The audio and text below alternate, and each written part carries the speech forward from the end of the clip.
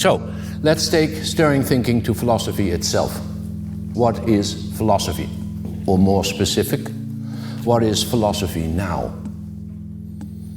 First, let's look at a remarkable historical overestimation and overrating, and an historical underestimation and underrating of philosophy. First, the overestimation, overrating of what philosophy is, may, or should be, should accomplish. Traditionally, and for some still, there is the idea that philosophy is the search for eternal truths. Philosophy is the search for absolute truth. Philosophy is the search for the ultimate meaning of life. Absolute, certain knowledge. This is the great tradition of metaphysics, which lasted over 2,000 years. Apparently, this shop is closed. Contemporary philosophy is hardly anymore about ultimate truths or ideal worlds or eternal goodness.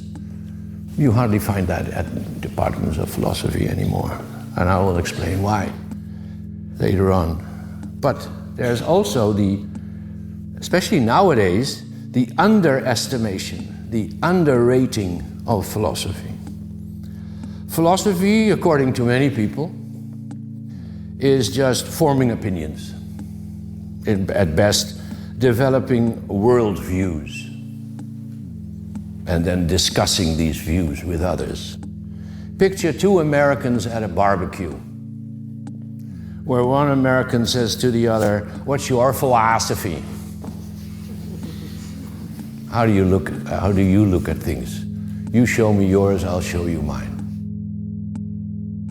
What Awee is talking about there, I think, is very important, because this, I'll show you mine, you'll show me yours, it is not a dialogue, just shouting each other's opinions, this is my philosophy, okay, you can tell me yours, is not in any way a fruitful and humble way of approaching a more meaningful discussion of ideas. So, Sonia, what's your philosophy?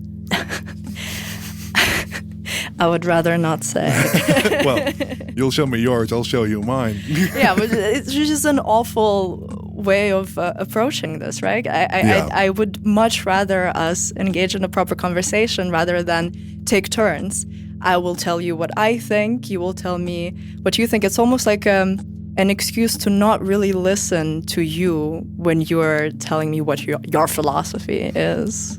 The point of this specific story should not be you should study philosophy or else you're not allowed to talk about philosophy, which might be a superficial reading of the story. But I think the point is, if you want to talk about philosophy, properly engage with each other, like properly have a conversation that is not just about opinions. Yeah. I think it's a lot about being vulnerable and humble to be not even proven wrong, that's not the correct way, but to be challenged and to step outside of yourself, which is also a very phenomenological, of course, point to make, to finally stop listening to yourself monologuing and have a good place in your heart and your mind for the others.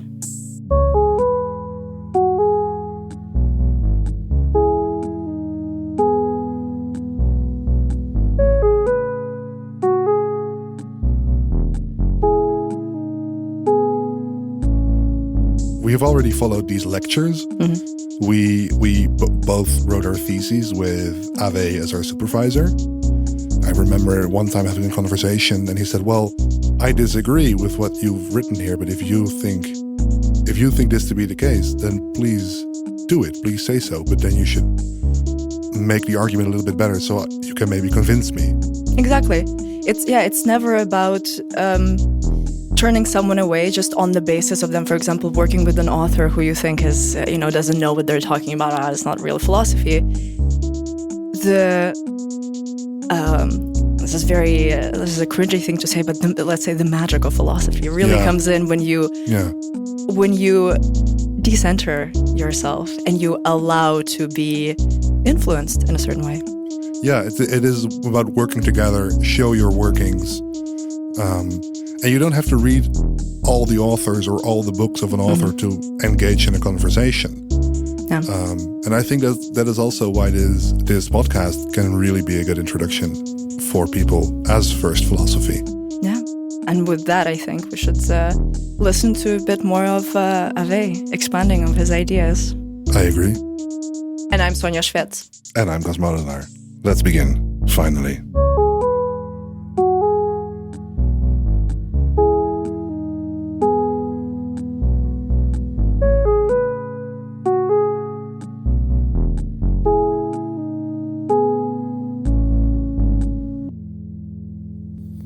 That is an underrating of philosophy. One of my successors as Dean of Education in this department actually said philosophy is a factory of arguments and opinions. He believed that really departments of philosophies are factories of arguments and opinions. We were not the best of friends, you may understand.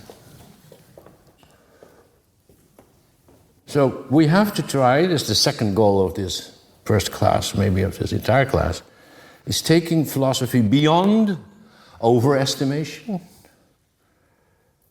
and beyond underestimation. There are many strategies to do this. And we'll come to other strategies. Adequately asking questions to your own time. Adequately asking questions. Asking adequate questions to your own time. But as an introduction, I want to show you and learn you to appreciate and explore the fortuitousness of Western philosophy. So the fortuitousness of Western philosophy, that means its accidentality, its toevalligheid. So Western philosophy is not, as some want it to have, a straight line of development, as science likes to look at itself. Philosophy is a strange zigzag, and with a lot of zigzags to come that we don't even know about. The fortuitousness of Western philosophy. First, to understand this, let's look at the very word philosophy. Philosophy means love for wisdom. Striving, longing for wisdom. Dutch, wijsbegeerte. Wisdom. There's a remarkable contrast if you look at the entire history of Western philosophy from the great philosophers Plato and Aristotle on, where philosophy for 2,000 years has been acquiring certain knowledge and defining the essence of things. That is what philosophy for 2,000 years has been, with critiques. I will mention them too, only some critiques, but that is a strange thing that we want to get in philosophy. We, for many centuries, have tried to get a conceptual grip of the world. We try to understand reality, get an ultimate understanding of reality. If you look at the Erasmus School of Philosophy, we see that our current curriculum begins with the Enlightenment.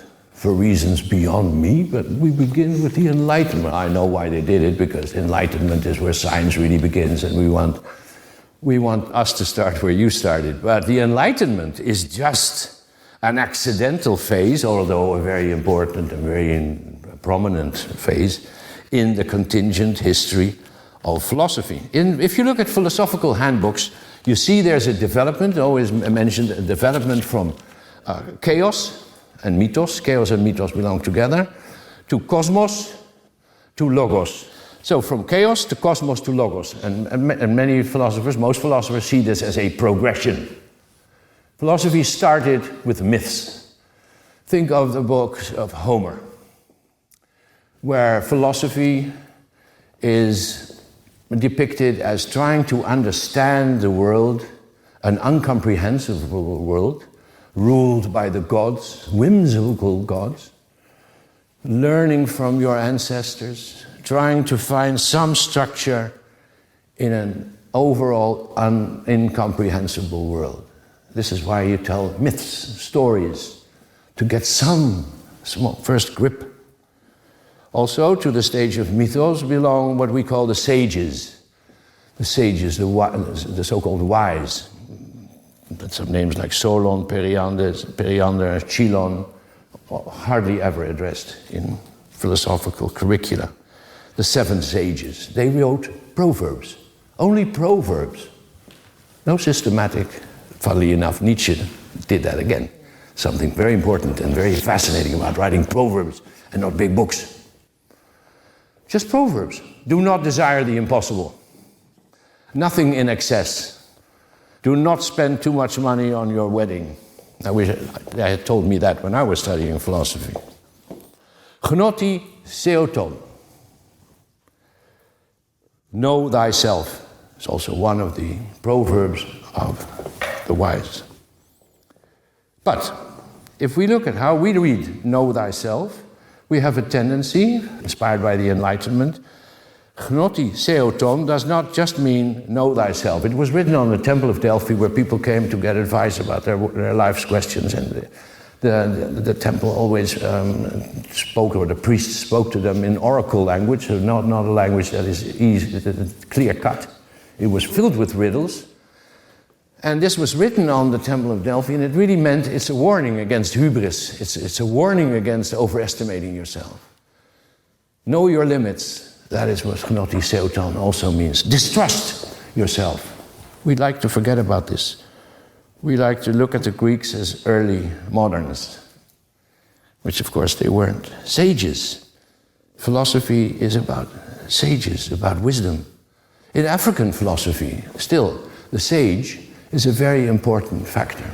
And for some reasons beyond me, for many people, African philosophy is not real philosophy. Sages, words of wisdom. Then there was a development that we cherish and we find very crucial, very important, very crucial, we find crucial and very important, the development from mythos to cosmos. Cosmos is the Greek word for order. Suddenly, this is a miracle, I do agree, some philosophers in Milete, what now is Turkey, started not telling, they no longer wanted to tell stories, but they wanted to find a first principle, an arche, a beginning. They wanted to find an encompassing principle that made the whole world understandable. And it's a formidable achievement, what they tried to do. Of course, the first philosopher, everybody says, the first philosopher was Thales. Thales said everything is water. We may laugh at this, but the intellectual endeavor is great. Everything is water. So air is very thin water, there's rain, and then there's water, there's mud, and there's stone. Everything is water. Heraclitus said everything is fire, and also everything flows, pantarei. Anaximenes said everything is air. So they had different principles, first principles. And mind you, they lived right next to each other, right near to each other in villages. They never argued. They didn't go to other people and said, have you heard about this idiot? He says everything is fire. We all know it's water. Or so vice versa. This is what modern philosophers do. They all hate each other. I don't know why. They can't just accept and appreciate what others do. This is just formidable. Then there was one philosopher. These philosophers are also called pre-Socratic philosophers. You have to be very attentive and alert about what the words we use at the academy. So pre-Socratic philosophers, so they are not yet Socratic philosophers. They are still cosmoses, mythos, cosmos, logos. So they didn't discover logos yet. They're still looking for this first principle. But then there was Parmenides. The principle is not water, not fire, it's the one. There's something happening here. The one. That's abstract, far more abstract than water or fire. The one. And Parmenides also wrote down, thinking about the one, what is, and what is not. One of the most important things ever written down in Western philosophy. What is, and what is not. Now you must be really, really indulged in puberty to go against this. Yeah. What is, What is not is not. Plato, who was inspired by Plato, is the first greatest philosopher of Western civilization. Plato read Parmenides and he said, well, this is wonderful, but the problem is deeper. There's another problem. It's not about that some things are and other things are not.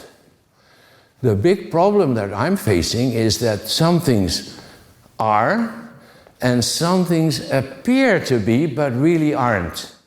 And Plato discovered this distinction because at his time, the sophists were teachers who learned young aristocratic men how to debate and how to convince others and how to even lie as soon as you could convince others. So the sophists, we still have this expression, a sophist is someone who's only argumenting.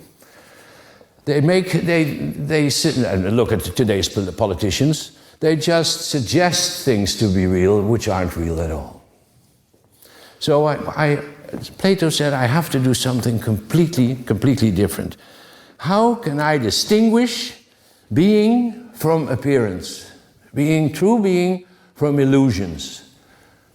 And although Plato didn't like art and didn't like artists, funnily enough, at all crucial parts in his work, he needs art or images from art to convince his readers, to show what he means. And this is the famous allegory of the cave.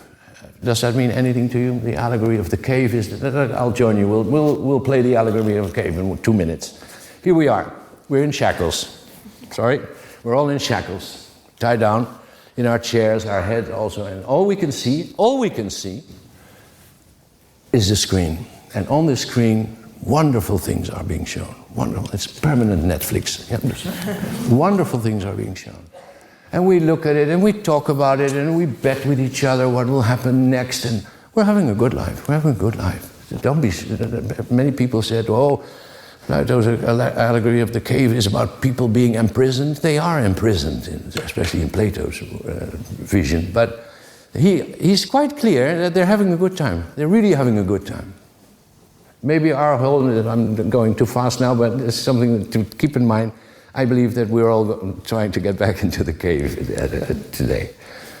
Now, one of these prisoners gets rid of his shackles, and he looks around. And he says, what's happening there? And he walks up, and he sees there's a fire, and there's people walking by with wooden figures, and they're walking up and down. So it wasn't really Netflix. It wasn't, not that good. And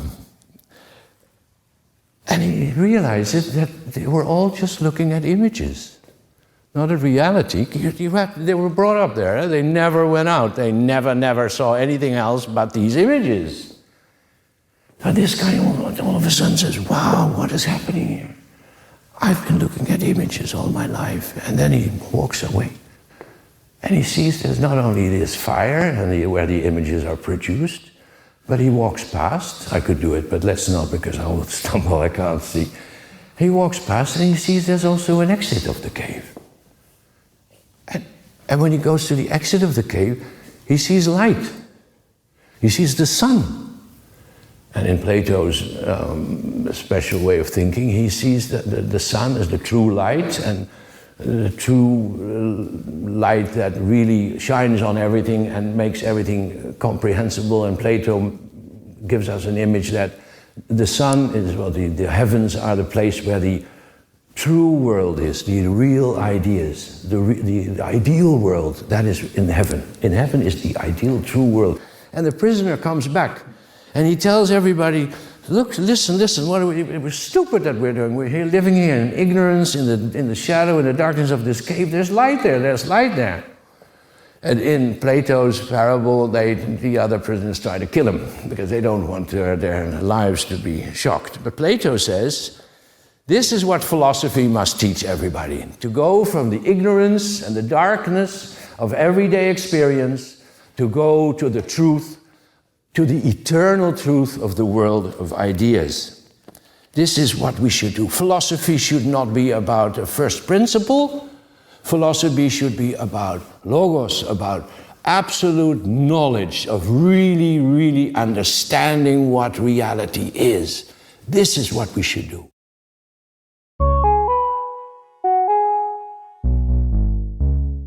So, having listened to quite a good introductory oversight of the introduction to Greek philosophy, I think it might be worthwhile to take a little bit more time to stand still at what the world of ideas means, because the allegory of the cave is explained very clearly, I think. But maybe for someone who isn't versed in philosophy, the world of ideas is still something that is vague or abstract.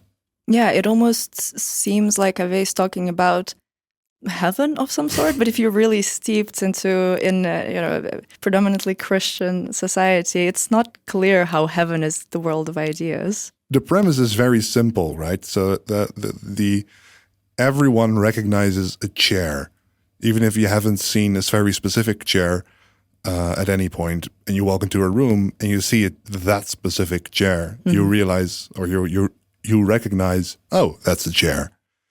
Hopefully. Here's hoping. So how is it possible, this is the philosophical question, how is it possible that we recognize things as they are? How do we recognize a horse? How do we recognize a cat? Yeah. This goes for objects, but this can also go for like mathematical proofs or equations, like Pythagoras. In one of the dialogues, one of Plato's dialogues, eventually when asked, I think they were asking a slave to like come up with the mathematical proof, right, of why the corners of a triangle, the sum of the corners of a triangle are 180 degrees. And that shows that there is like an innate form of knowledge that is in everyone, and the only thing you need to do is to really think. With this thinking, you can come close to the world of ideas, and you come close to the essential form, the essential idea, or in Greek, the eidos, of a specific thing. So there is a perfect thing in the world of ideas, and everything in our world is an imperfect representation of this idea. So every chair is modeled on the eidetic, the ideal form of what a chair is. Right. So it's almost like, I don't know, if you go to, if you decide to take like a class in carpentry, and the person is like, okay, we're going to learn how to make a chair, and then they give you the blueprint so that you have something to follow. But every student's chair, despite them having the same blueprint, will turn a bit differently. So yeah. So the blueprint then is the analogy of this ideal of the chair, the Platonic ideal. Would you say that's more or less correct? Yeah, I think so. Yeah. And the allegory of the cave shows that first the shadows from the wall that the prisoners are seeing, that is a representation of an object. And the representation is shown through the light at the back of the cave. But then as soon as someone comes out of the cave, they realize that the light in the cave isn't even the most ideal light, but that is the sun. So that and that is a metaphor for what the philosopher should do. Yeah. Like look at what everyone else is seeing, and then abstracting and realize there is, well, an essential idea, an essential form that comes back in reality. And that is also where Plato is different from the pre-Socratic philosophers that Awee also spoke about earlier. And I wanted to say, and this is not really connected to the world of ideas, but I just really wanted to express something, because Awee before talks about, he criticizes how, he criticizes this idea of progressive linear, progressive progress of philosophy into eventually something super rational. And instead he says, well, no, it's all about contingency. And I wanted to say, maybe some listeners will find it interesting, that even in someone like Kant, who we think of as this like really rational thinker, there you can already find some traces of, well, no, actually all of our reasoning is also contingent, kind of accidental based on circumstances. There's this kind of Kantian B-side called physical geography.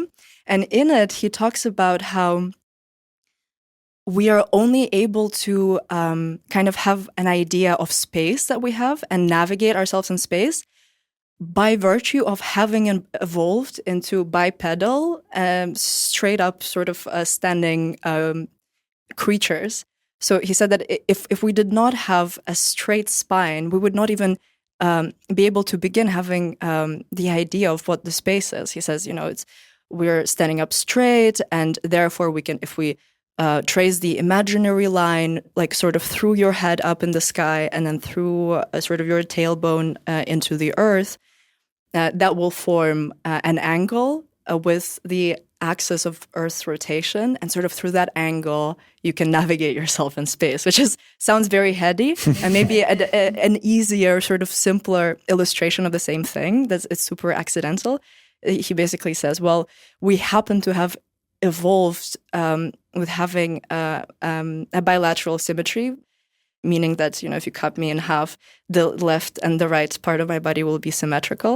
And he says it's kind of only because of that we even thought to think of left and right. So it's extremely coincidental, and not because we're some super advanced in the mind, rational creatures, but, the consequence of that is that we're only able to do it because we're built a certain way, which we never had rational control over.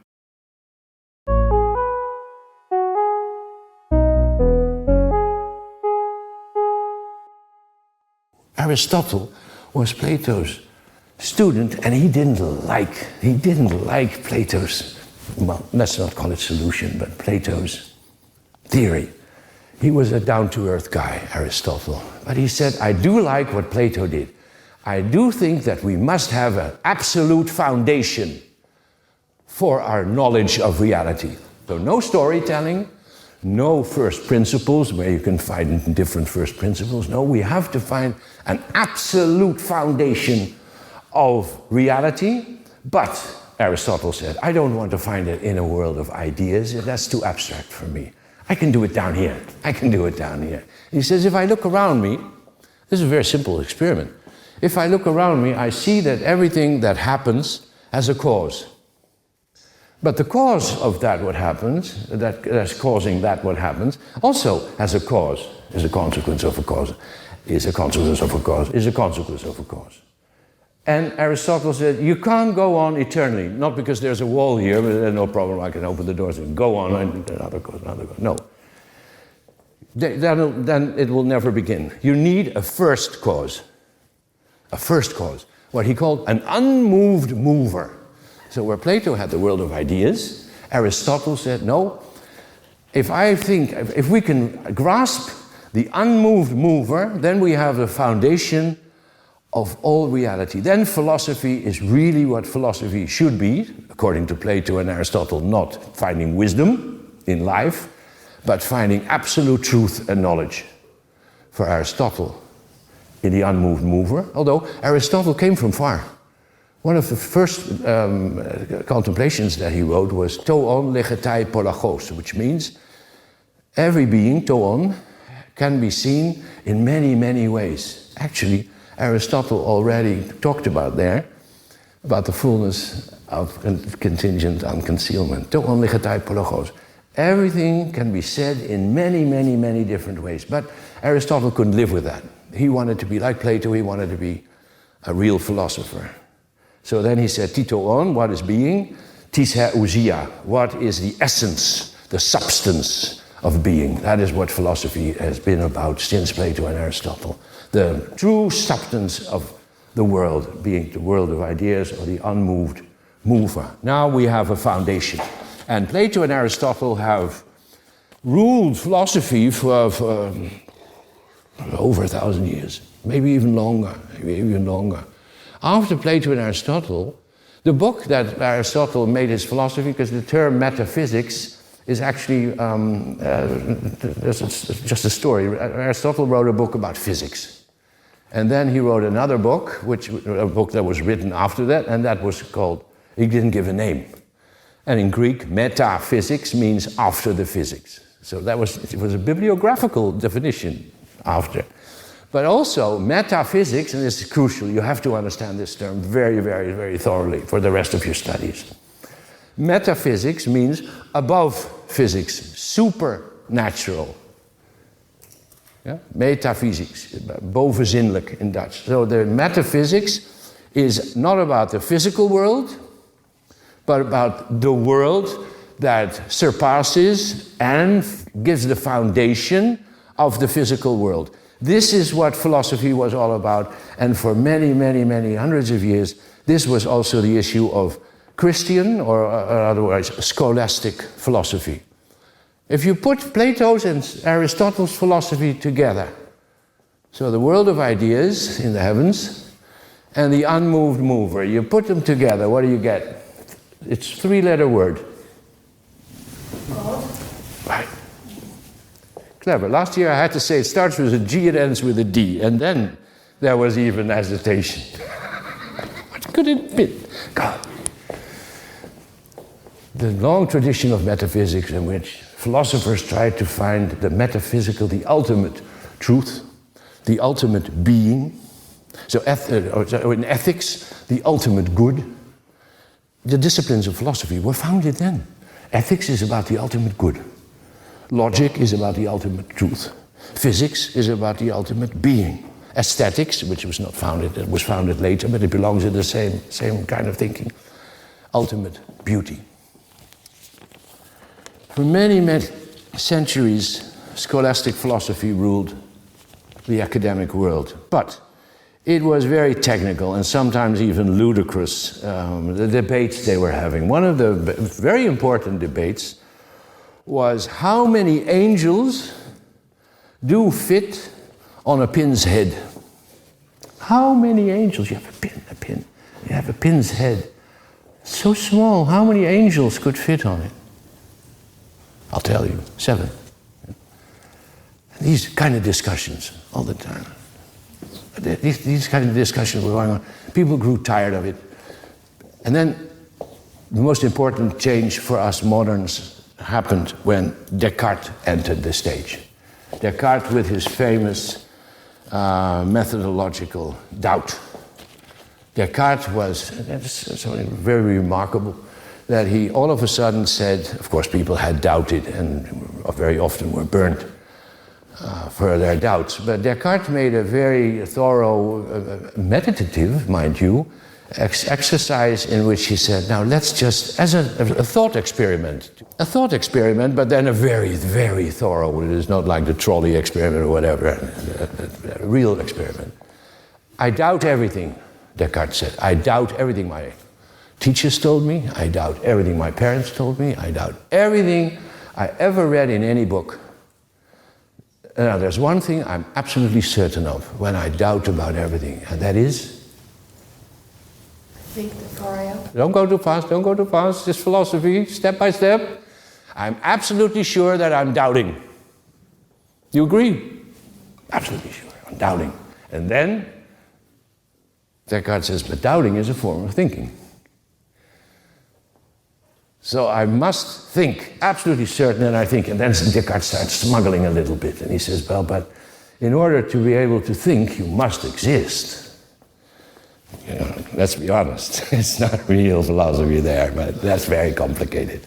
And then he came with his famous, groundbreaking phrase, cogito ergo sum. I think, therefore I am.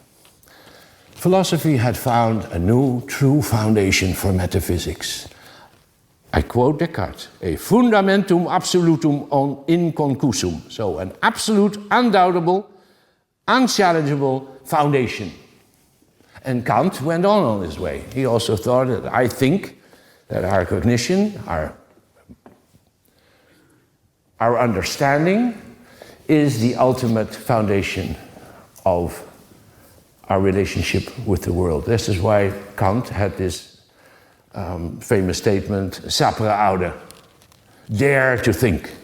As long as you think, we'll get there. But there's something strange. I already challenged this is also called the anthropological turn, from a different perspective. I told you the anthropological turn is a bit strange because it neglects the first person perspective. Now, I hope you can see it. There's another predicament, maybe philosophically even more precarious, in that you say this is the fundamentum absolutum inconcussum. So metaphysics has found a new harbor, not in the world of ideas, as in Plato, not in the unmoved mover, but in our mind. In the mind of a mortal being. So metaphysics, the tradition, God, the tradition where you really wanted to find the ultimate foundation of reality and of truth, is now founded in a finite being. That's very strange.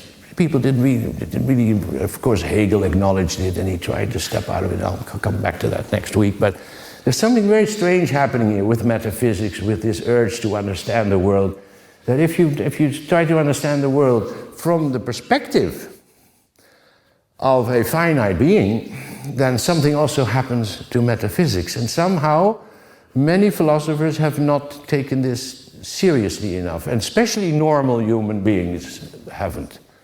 Because according to Kant, and he leans on Descartes with this, the ultimate goal of each and every one of us is to become an autonomous, rational subject. This is what you have to be. Without prejudices. Very important, prejudice.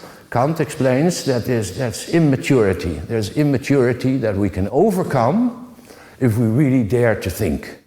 And if we really dare to think, we can all become rational, autonomous subjects. And this is what we all want. Rational subject with no prejudice. If you give a party and you say, well, let's invite some people with prejudices. No, you won't want them. You want autonomous, rational subjects. And this is a utopia, a utopian motive in Western philosophy. It starts with Plato. And the Enlightenment, Kant, what is enlightenment, is the king of enlightenment. So there is this motive. This is a structural motive, indeed. It's not the only one, but it is remarkable that Plato said we have to go from the ignorance and the darkness and the shadows of the cave to knowledge and the light. We have to go to the light. And for Plato, that was heavenly bliss. For us, it would be a very successful life or wealth or happiness or whatever we consider to be heaven on earth right now. This utopian motive, we're not happy where we are now and we want to be somewhere else. This is very typical of Western philosophy and Western culture as such. We are all utopian. Everyday utopianism is if I have a house in the country, I will start writing poetry. If I'm married to him or her, then I will be happy.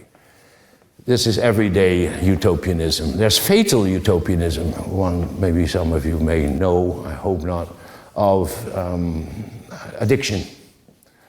I'm not happy now, but I want to be better. I want to be at a better place, and I'll do anything to get there. There's utopianism in politics. Read my lips, all these politicians telling you, we're going to solve the problem. We're dealing with this problem, or we're going to find a way out. This is the light, the light, the light.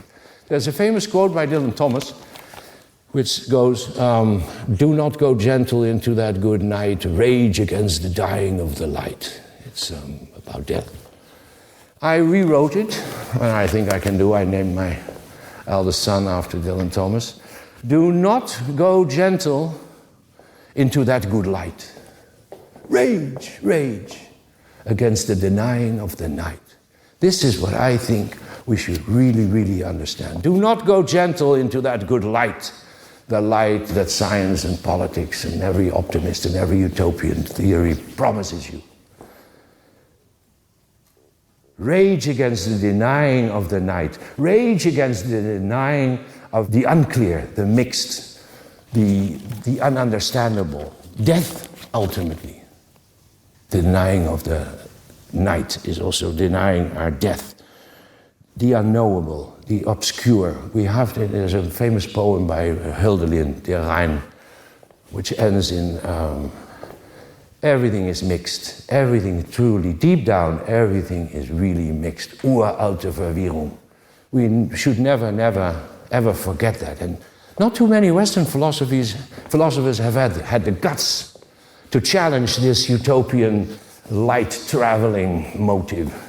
in Western philosophy, but some have. The masters of suspicion, because it's a strange thing. So philosophy was going, and you might say, well, yeah, what are you worried about, Awee, with your fortuities of Western thinking? There's chaos, mythos, there's cosmos, and now there's logos, and look at where we went, from Plato to Kant, then even to Hegel, we're doing well. Husserl, oh, wonderful, wonderful. But all of a sudden, and this is the fortuitousness of thinking, and there were many other fortuitousnesses. There was, after the Enlightenment, you got Romanticism, which is very strange. All of a sudden, philosophers didn't believe in the subject anymore. They only believed in nature. But I'm not going to talk about that. That's too complex. I just want to focus on a group, three thinkers at the end of the 19th century, during the 19th century, who were depicted by Paul Ricoeur as masters of suspicion, who challenged this autonomous, rational subject, who challenged, doing that, the entire tradition of Western philosophy. Very important. Marx, Freud, and Nietzsche. Marx, and I'll keep it very simple, says there is no autonomous subject. Socio-economic conditions constitute our consciousness and our subjectivity. We are not rational, but we are defined by our socio-economical position. I'll give you a very stupid example from my own life. When I was a young student, I hated people with cars. I really hated them. I had a very old bike and I hated people. How could anybody drive a car? Then my first wife bought me a BMW 528. Wonderful thing, wonderful car. And I hated cyclists. I hated, they were always on my front wheel and on my window. Mosquitoes, I even called them. No. I got rid of the car, don't mind, don't worry. I realized very quickly how sick I was. So your socio-economic position leads to a certain consciousness, view of the world. Today you see this with people who sell a house, how they think of the world, and people who are looking for a house. They have a completely different worldview. And it's very difficult, and they don't understand that. It's their position that generates their consciousness. This was a crucial thought of Karl Marx. We're not going too much into it, but it is a very, very challenging, a very crucial thought. Then there's Freud. Freud made a topology of the mind. And he said there's the ego, which is the subject, pronounced by Kant, the autonomous, rational subject. But there's also the id, or the S, and the superego, the Über-Ich.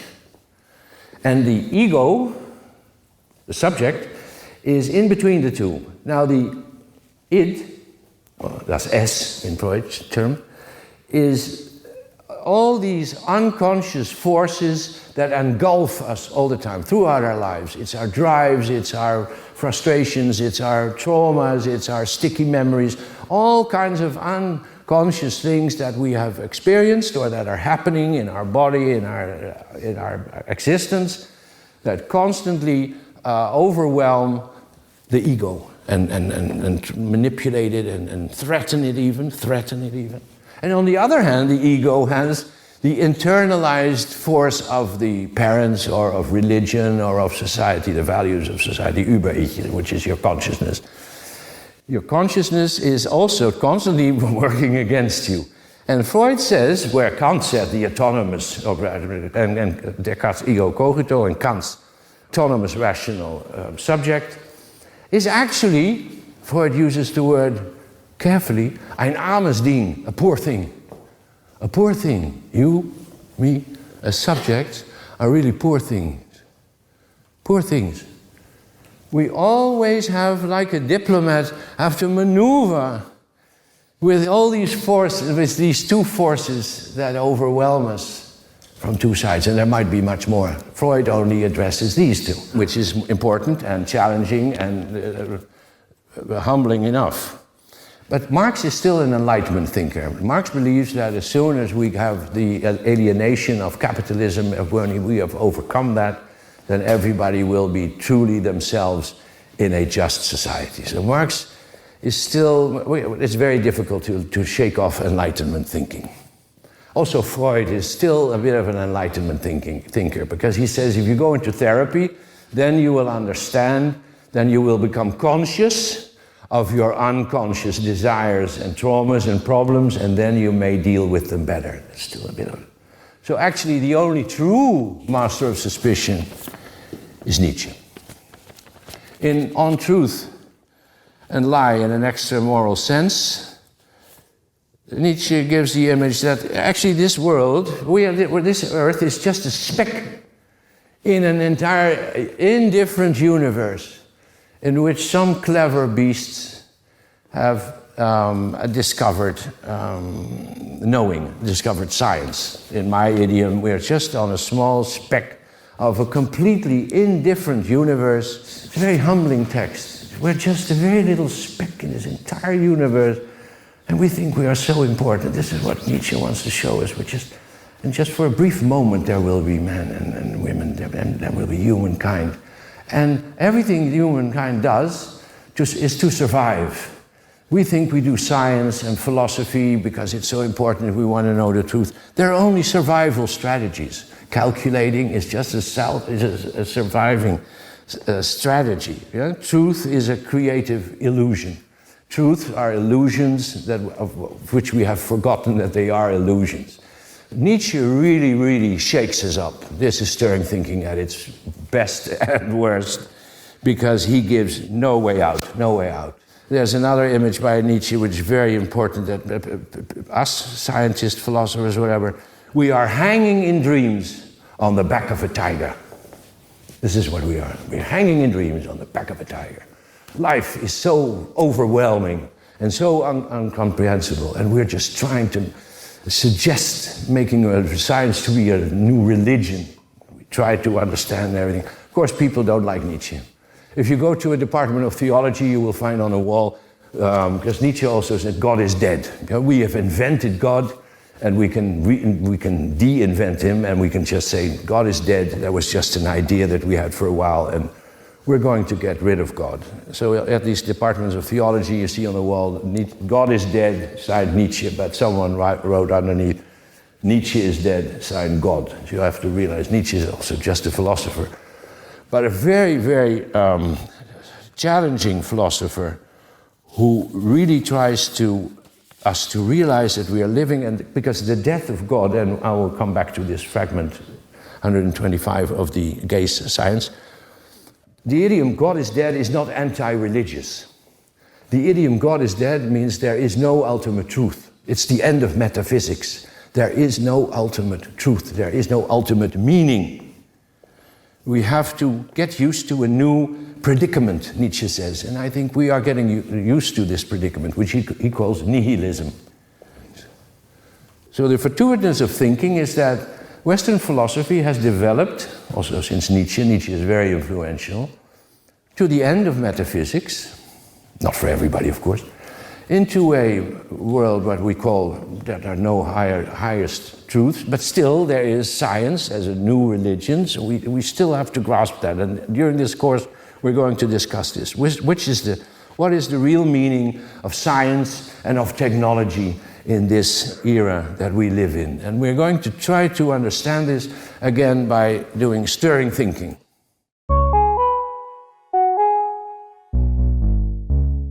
So at the end of the lecture, Awee talks about his method of stirring thinking, or his ideas concerning stirring thinking. And to illustrate that, he gives a couple of examples and what it could be. And I think that's very nice that he never says, it is this, this is what it could be. And this also comes back in the way that he wants his students to go along with their readings. It's not about read this entire book. It's not about read everything this author has had to say. It is mostly or only about reading text. Well, only sounds like it's not that big of a deal. It is about thoroughly reading texts. And it doesn't have to be a lot of text. It doesn't have to be much. It is only about really, really reading what is written. And for me, Awee recommends a lot of literature to interested students. Mm-hmm. And I know you have also. I have also read in my life. You've also read a book. I read a couple of them. But yeah, no, I think this is actually one of the most valuable things I took away from Awee's course. If we disregard, the knowledge of being acquainted with these ideas, sort of skill-wise almost. Yes. This is really the most important lesson about reading properly and reading very closely and not taking anything, not a single word, for granted, which is why, we should not disregard short form. What matters is really not quantity but quality. And I think maybe it would be nice if all of us, including our listeners, if they would like to, would try practicing that before they hear, as a little homework before the next episode. Just really pick, maybe best a short story and try reading it and sort of like a sponge taking in every word and not taking anything for granted. If a person in the short story is saying something that doesn't really make sense, don't just write it off as, oh, the author thought something weird, or like I don't have to think too deeply about it. It's just the way it is, because the ultimate lesson, of course, is nothing is just the way it is. There is something to glimpse from it. And if the listeners would like any recommendations, I think we have them. Yeah. Also, to read something that is really in tone with the course itself, to sort of stay on theme. I'm a big Dostoevsky fangirl. Aficionado, if you will. And I really think that a wonderful short story really worth reading is The Dream of a Ridiculous Man. By Dostoevsky. And without spoilers, very shortly, a man is extremely unhappy, wandering night St. Petersburg, sees a girl in trouble, goes home, falls asleep. Well, I'm missing stuff there, but there's no spoilers. Falls asleep and then sees the dream. And you have to find out. Sounds good. Well, what about you, Kas? Thank you for that interesting segue. No, for me, if I would have to give a recommendation, it is I know a short story that Awee also recommends to his students is the Kafka's Metamorphosis. Yeah. The story is quite simply a man wakes up and discovers that he's turned into a bug. Who of us have not experienced that? Many such cases. No, but and I think that if I would want to give a note of recommendation, like a way to read the story is the manifold of perspectives in this story. It's written from one specific perspective, focus on that, but there are other people in the story as well, and their perspective shines through in the story. And I think that's a very good short story to read with all this in mind. Yeah, so the homework is to enumerate all the perspectives from Metamorphosis. And for The Dream of a Ridiculous Man is to answer the question whether the man is ridiculous or not, after all. And we want the notes on our desk by Monday. Exactly. That's enough for now, I think.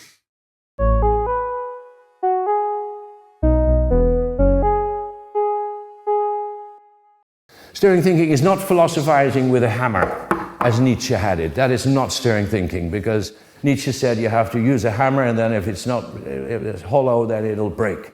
You don't know what is hollow. I don't follow Nietzsche in this. I don't think the hammer is the instrument.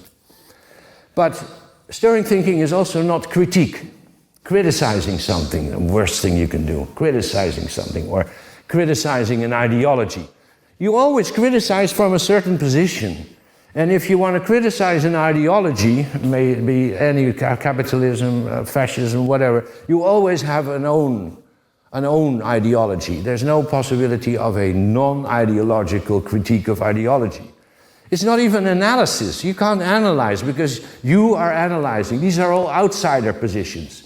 Stirring thinking is not criticism, it's not an analyzing, it's not even skepticism, it's not irony, it's not cynicism, because these are all outsiders' position. You have to get inside. This is what philosophy should do, get inside.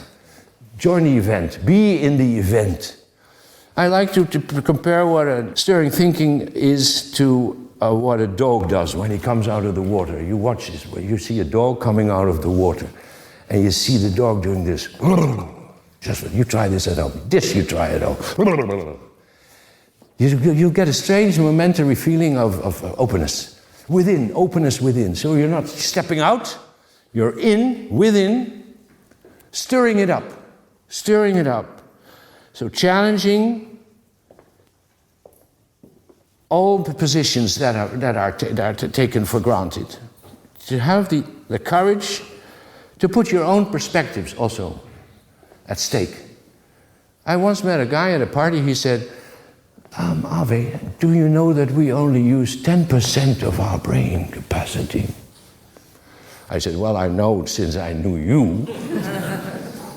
And then I started thinking about it. This is the stupid way that we think. So 10% and it should be more. No, we should not enhance our brain capacity. We should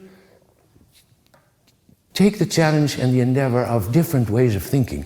Ways of thinking that haven't been tried up till now.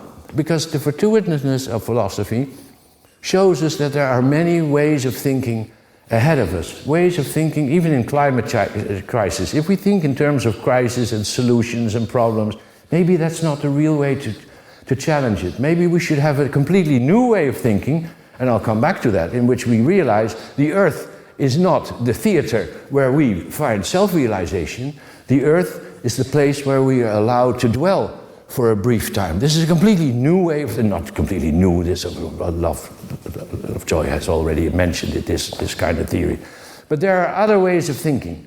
Stirring thinking is the courage of attempting to find other ways of thinking. I hope again that this first class was meant, maybe failed completely, as an inspiration to understand there is something like the fullness of contingent unconcealment. There is a fortuitousness of thought.